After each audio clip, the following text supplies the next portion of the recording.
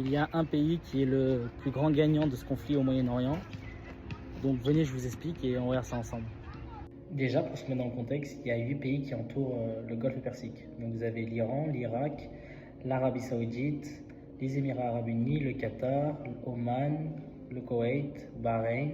Et c'est très simple, pour sortir de ce golfe, ils doivent passer par le détroit d'Ormuz, qui est quasiment fermé aujourd'hui, qui est entre Oman et l'Iran. Mais le problème, c'est que c'est 20% du pétrole mondial qui passe par là. Donc c'est à peu près 20 millions de barils tous les jours. Et sur ces 20 millions, 80% du pétrole va en Asie et 90% du gaz aussi. Aujourd'hui, à l'heure où je vous parle, le pétrole est à 112 $ le baril et il a augmenté depuis 80% depuis le 1er janvier, ce qui est énorme.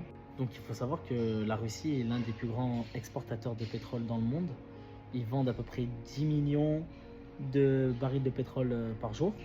Et aujourd'hui, avec cette augmentation du pétrole de 50 $, ils gagnent à peu près 500 millions de plus par jour en vendant leur pétrole. Et il faut savoir aussi que la Russie vend plus de pétrole qu'avant l'embargo mis par l'Europe et les États-Unis. Et elle arrive à contourner les restrictions avec la Chine et l'Inde.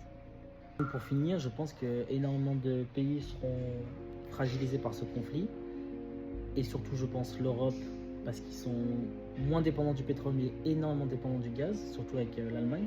Pendant ce temps, la Russie va continuer à vendre son pétrole plus cher, son gaz plus cher. Donc, automatiquement, ce sera le plus grand gagnant de ce conflit mondial.